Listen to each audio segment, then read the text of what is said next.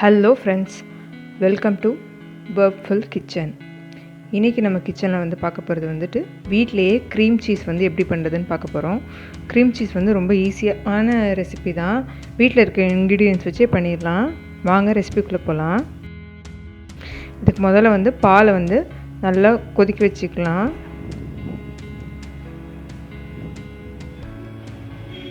நான் ஒரு 1/2 litre milk எடுத்திருக்கேன். இந்த பால் நல்லா கொதித்து வரட்டும்.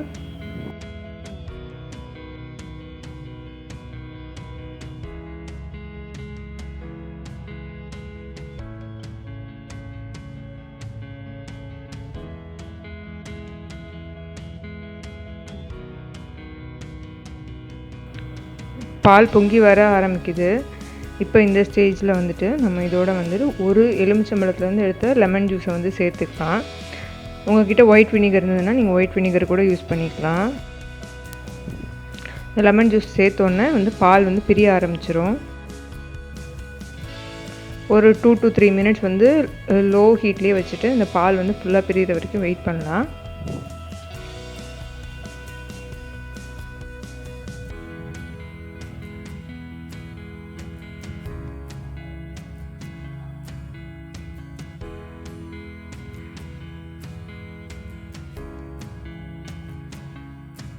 இப்போ அந்த பன்னீரும் வேவும் நல்லா பிரிஞ்சிருச்சு.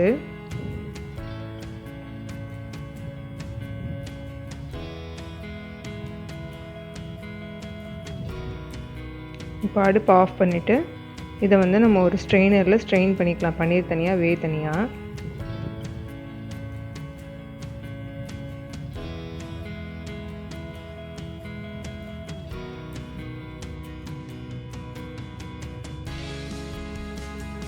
லைட்டாக இந்த மாதிரி கரண்டியை வச்சு ஒத்தி விட்டிங்கன்னா கொஞ்சம் எக்ஸ்ட்ரா இருக்க வாட்டர்லாம் போயிடும். ரொம்ப புளிய வேணாம், பன்னீருக்கெலாம் புளிகிற மாதிரி.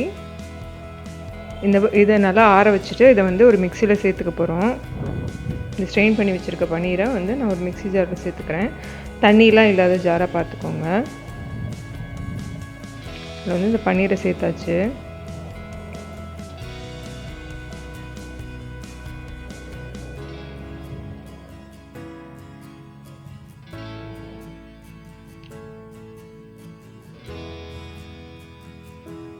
இதோட ஒரு 2 டேபிள் ஸ்பூன் நம்ம பட்டர் சேர்த்துக்கலாம்.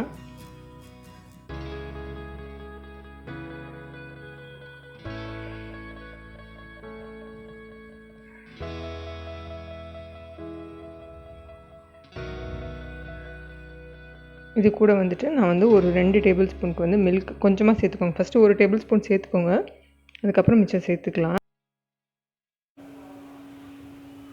இதோட ஒரு பிஞ்சு சால்ட்டு சேர்த்துக்கலாம். இது எல்லாத்தையும் இப்போ நம்ம மிக்சியில் நைஸாக அரைச்சி எடுத்துக்கணும். இந்த மாதிரி நல்லா க்ரீமியாக நம்மளோட க்ரீம் சீஸ் ரெடி ஆகிடுச்சு. இது கொஞ்சம் போரிங் கன்சிஸ்டன்சியில் தான் இருக்கும். இதை ஒரு பவுலுக்கு மாற்றிட்டு நம்ம ஃப்ரிட்ஜில் ஒரு 15 மினிட்ஸ் வச்சு எடுத்தோன்னா க்ரீம் சீஸ் நல்லா திக்காயிரும்.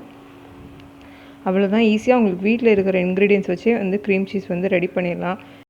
இது ப்ளைன் க்ரீம் சீஸ் ரெசிபி. வேறு ஃப்ளேவர்டில் க்ரீம் சீஸ் நான் சீக்கிரமாக அப்லோட் பண்ணுறேன். உங்களுக்கு இந்த ரெசிபி பிடிச்சிருந்ததுன்னா வீடியோவை லைக் பண்ணுங்கள், கமெண்ட் பண்ணுங்கள், சேனலை மறக்காமல் சப்ஸ்கிரைப் பண்ணுங்கள். வேறு ஒரு வீடியோவில் பார்க்கலாம். பாய்.